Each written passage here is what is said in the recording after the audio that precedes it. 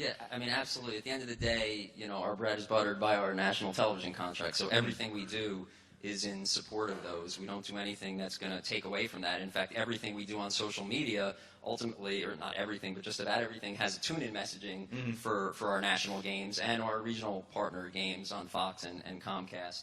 So we're very focused on the fact that our national media is of paramount importance, but by the same token, we're out there, probably more than any other league, experimenting in these various spaces, whether it's Snapchat, Twitter, Vine. I just read a stat today so we passed 1 billion loops on Vine, and the biggest loop of all is a LeBron full court shot that he took in a practice at the Boston Garden Arena. So it's just different content resonates in different places. So we are out there testing everything, but at the end of the day, we know we want to do everything in support of our national telecast partners. Well, it was a little different with you working with international rights holders overseas. Yeah, I think we think of the I think linear. I think we all agree linear is still the core of the business. I think there was some report that came out, an article recently that said the market value of linear rights was 150 billion, and with all the millions and billions of viewers that are going on mobile and cutting cords and doing all that, I think so over the top in the online space was still only 2 billion, right? So we're talking about a 75x difference. So I think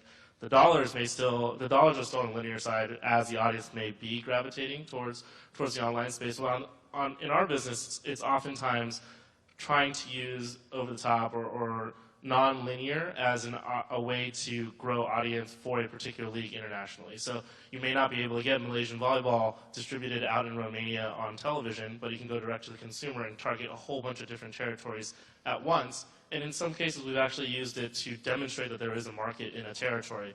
Over the summer, we had renegotiations with the domestic broadcasters in the Nordic region for La Liga, the Spanish soccer league, and they were bogging down a little bit, and we wanted one price, and they weren't willing to pay it, et cetera, et cetera. So we said, okay, the season's about to kick off. We're going to go over the top. We're going to go direct to consumer. We worked with one of our technology partners, Eversport. For the first couple weekends, we put those games on over the top through a SVOD model, just to demonstrate that, look, your viewers want to watch this. Your market wants to watch this content, and ultimately, I think that did help drive, to a closure on the deal on the linear side as well. Sandy, multi-platform distribution has kind of been the core of One World Sports since the day you guys started, day one. So how do you guys kind of let each size complement each other, I should say? Well, yeah, exactly. I mean, when we buy rights, when we can, we get every medium we possibly can muster, and we're sort of caught between a rock and a hard place. On the one hand, we operate in an authenticated environment, so we stream that way. We try to use clip rights where we can to be able to try to build a brand. We're an emerging network. We're not a league, so we don't have that flexibility as much as we'd like, but we do what we can based upon the rights that we have available to us. And it is all about, at this particular juncture, even though we're in front of 30 million homes, we're still trying to drive our brand, and we'll continue to drive our brand, forever.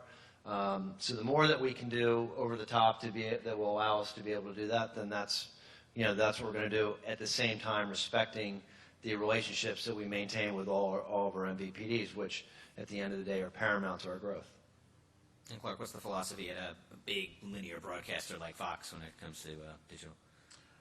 Yeah, Fox Sports Go is there to support what we do on the linear side, and it's there to support what we do with our league partners and everybody that we're in business with. And having said that, we also have direct-to-consumer products, and most paramount is Fox Soccer to Go. So we, on a regular match day with the UEFA Champions League, there'll be 5 matches that are not on TV.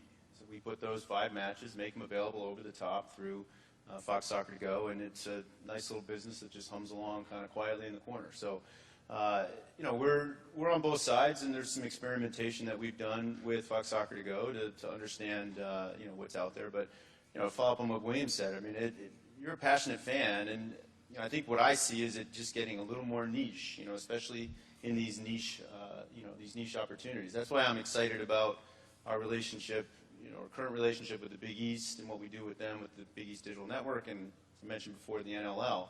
it'll be interesting to see what we can do, you know, with a product like that we can promote through what we do normally on the linear side, and then bring it into a, you know, essentially it's not over the top, but it's available unauthenticated. You know, 'cause it's not on TV.